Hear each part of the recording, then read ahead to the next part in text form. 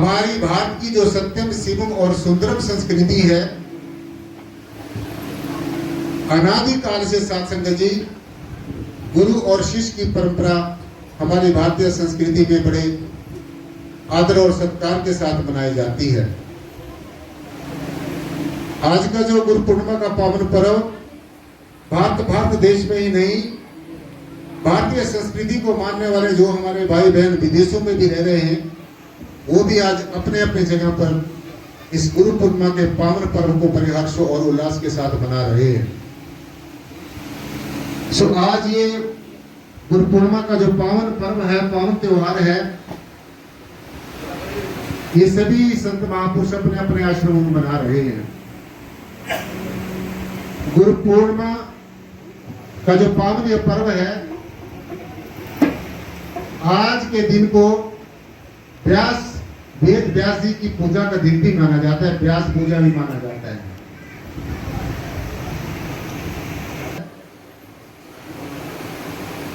कि जो वेद व्यास जी महाराज हुए हैं, 4 के 4 जो वेद हैं, जिनमें अथर्ववेद है, सामवेद है, ऋग्वेद है और यजुर्वेद है, 4 हमारे वेद हैं, 6 शास्त्र हैं, 18 पुराण हैं।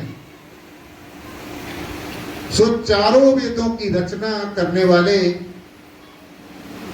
महाभारत का जो महान महाकाव्य है, उसकी रचना करने वाले और श्रीमद् भगवत गीता की भी रचना करने वाले ऐसे हमारे परम पूजनीय वंदनीय महर्षि वेद व्यास जी हुए हैं।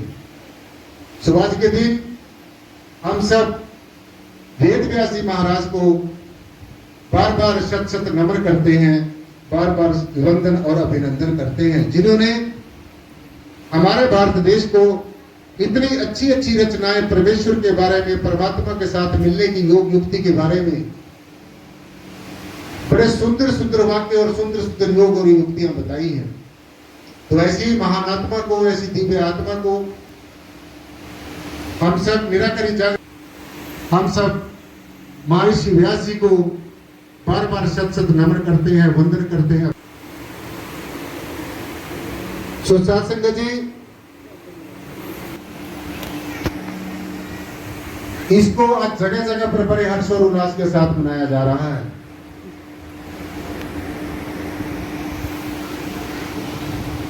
हमारे जीवन में जब से भी बच्चा जन्म लेता है, जब से भी माता के गर्भ में बच्चा जाता है,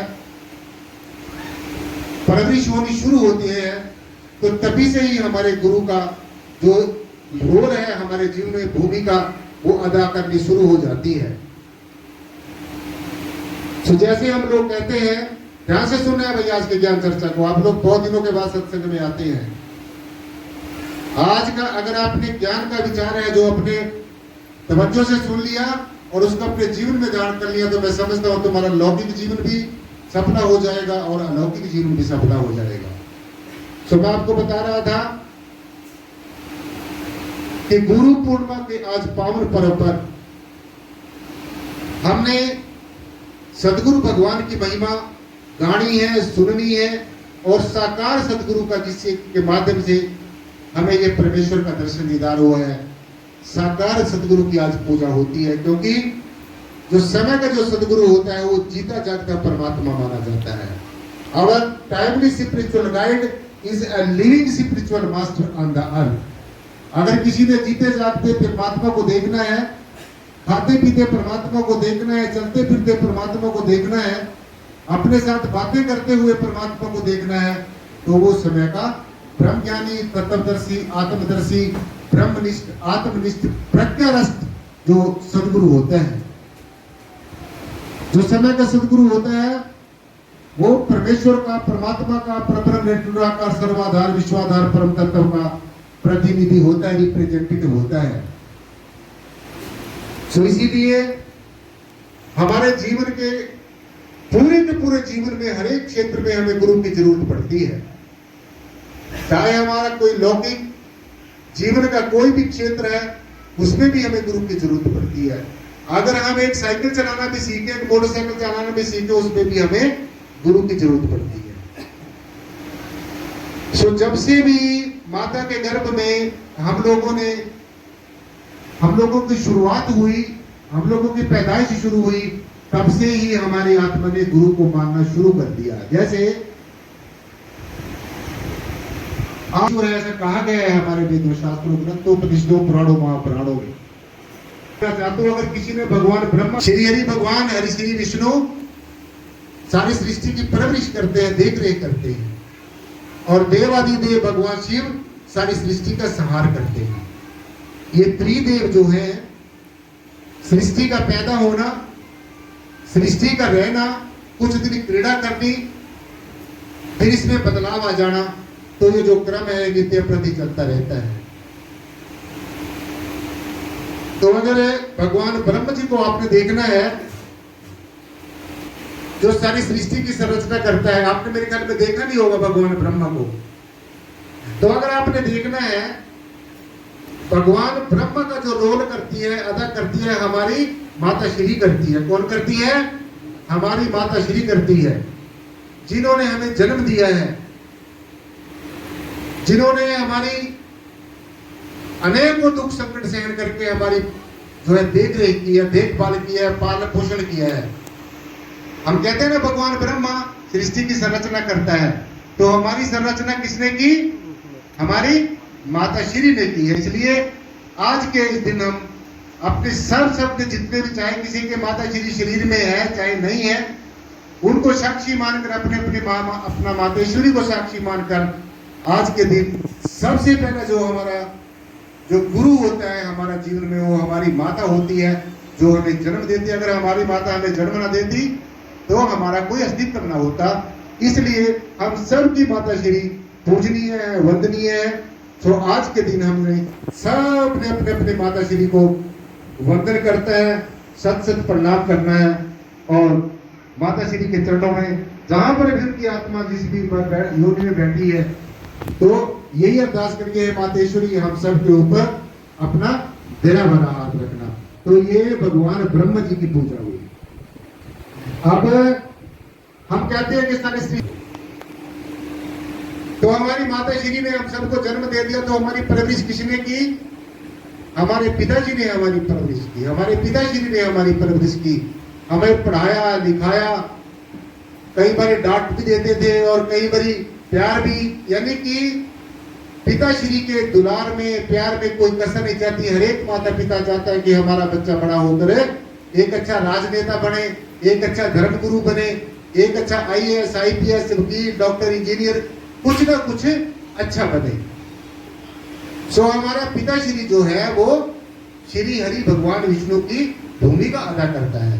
तो आज के दिन हमने अपने पिताश्री के पावन श्री चरणों में भी हमने शत शत वंदन करना चाहिए, अभिनंदन करना चाहिए, प्रणाम नमन करना चाहिए, दंडवत नमस्कार करना चाहिए।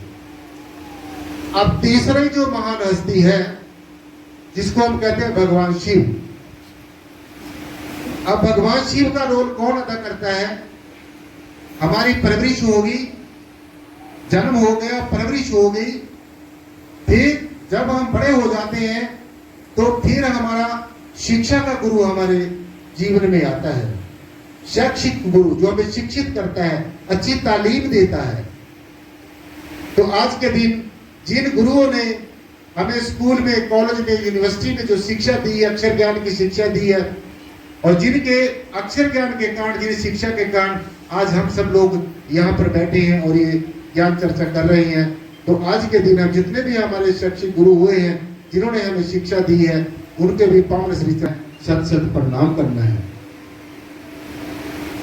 सो जब शिक्षा का गुरु हमारी शिक्षा को परिपूर्ण कर देता है, फिर हमारे जीवन में आध्यात्मिक गुरु आता है। ये जितने भी हमारे गुरु साहबान आए हमारे जीवन में, माता श्री आए, पिता श्री आए, हमारे शैक्षिक गुरु आए, शैक्षणिक गुरु आए, जिन्होंने हमें शिक्षा दी, उसके बाद में हमारे जीवन में साथ संगत जी, फिर आध्यात्मिक सदगुरु आ जाता है। आध्यात्मिक सदगुरु हमें क्या करता है? आज जैसे हम भगवान व्यास जी की, महर्षि व्यास जी की चर्चा कर रहे हैं, क्योंकि अध्यात्म का आधार ही महर्षि व्यास जी हुए हैं। जो हमारे जीवन में फिर आध्यात्मिक सदगुरु आ जाता है। सो इसीलिए हम कहते हैं कि गुरुर ब्रह्मा गुरुर विष्णु गुरुर देवो महेश्वरा गुरु साक्षात परब्रह्म। जिसको आप परब्रह्म कह रहे हो, निर्गुण कह रहे हो, निराकार कह रहे हो, ये भी कौन है? ये भी सदगुरु ही है, जीता जागता सदगुरु है। अगर हमारे जीवन में जीता जागता सदगुरु ना होता तो इस निराकार ब्रह्म का ज्ञान भी हमें कभी ना होता।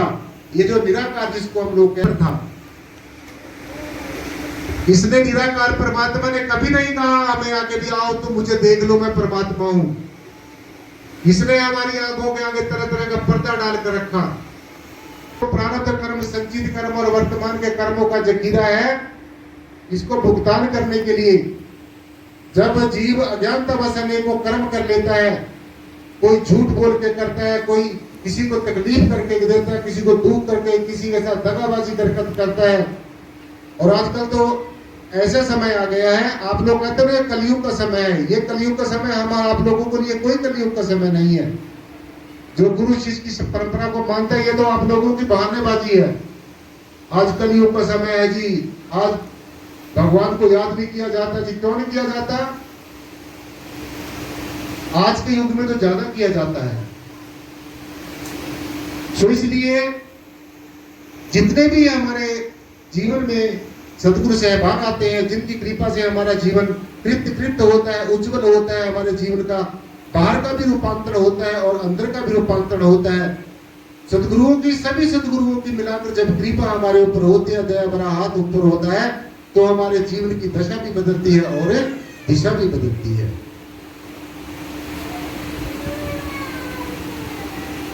सो सदगुरु की कृपा के बिना कुछ भी नहीं हो सकता। ये बताया है हमारे वेदों, शास्त्रों, ग्रंथों, परिषदों, पुराणों में। जिन भी ऋषियों मुनियों ने परमेश्वर की महिमा गाई है, बताई है, जिन्होंने परमेश्वर को देखा है, जिन्होंने परमेश्वर को जाना है, पहचाना है, उन संतों महापुरुषों ने परमेश्वर की महिमा गाई है। सदगुरु की महिमा कि हमें ज्ञान ना हो, ध्यान ना हो, सदगुरु के अस्तित्व का हमें पता ना हो। सो सारे संसार के रिश्ते नाते, देखो ध्यान से सुनना है, फंसना नहीं है इन रिश्ते नातों में। ये मोह का बहुत बड़ा जाल है। जब अर्जुन ने भगवान कृष्ण से पूछा कि प्रभु इस संसार से कैसे मुक्त हो सकते हैं, तो यही बात बताई गई। तो इस मोह फांस में फंसना नहीं है, असक्त नहीं होना है। सो इसलिए आज के दिन यही बातें सीख के यहां पर जानी है। तो दुनिया के जितने भी हमारे रिश्ते नाते हैं, सगे संबंधी हैं, उनका प्यार एक तरफ, उनका संबंध एक तरफ है, और गुरु और शिष्य का प्यार एक तरफ। चाहे आप संसार के सारे रिश्ते नातों को निभा लो, चाहे सदगुरु के एक रिश्ते को निभा लो, एक ही बराबर है। सो गुरु और शिष्य की जो परंपरा है हमारी भारत की संस्कृति में अनादिकाल से चली आ रही है। सो आज का दिन, गुरु पूर्णिमा का दिन, अपने सदगुरुओं को और विशेषकर महर्षि व्यास जी को उनके सम्मान में, उनकी शान में आज का दिन, जो गुरु पूर्णिमा का दिन है, उनको समर्पित है। गुरु गोविंद दो खड़े, काके लागो पांव, बलिहारी गुरु आपने जिन गोविंद दिए मलाए।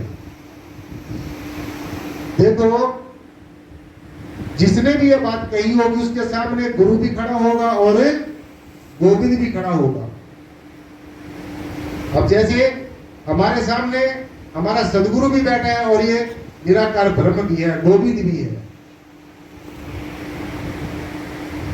तो जिसने भी ये सदगुरु की महिमा में, प्यार में, शान में ये श्लोक लिखा है, तो उसके जीवन में हम लोग तो किसी का लिखा हुआ पढ़ लेते हैं, लेकिन जिसने सबसे पहले ये श्लोक लिखा होगा तो उसके सामने गुरु भी खड़ा होगा और गोविंद भी खड़ा होगा। अब वो असमंजस में पड़ गया होगा कि मैं सबसे पहले इस निराकार ब्रह्म परमात्मा को प्रणाम करूं या जिसने मुझे इसका ज्ञान दिया उसको प्रणाम करूं। गुरु को प्रणाम करूं या मैं गोविंद को प्रणाम करूं। तो आप सब में भी, मैंने खुद भी कई बार ये बात सुनी है सत्संग में कि भाई हम तो जो गुरु मानते हैं वो ज्ञान को मानते हैं,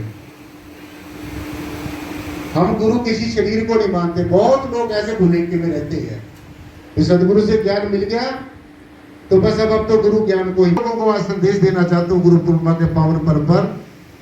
जो लोग ऐसी सोच लेकर बैठ जाते हैं तो ये समझ लेना उनको ज्ञान के सूक्ष्म अहंकार ने उनको व्याप लिया है। आप अगर दवाई लेकर घूमते रहो, ये ज्ञान जो है कि औषधि है, मैंने फलां गुरु से ज्ञान लिया हुआ है,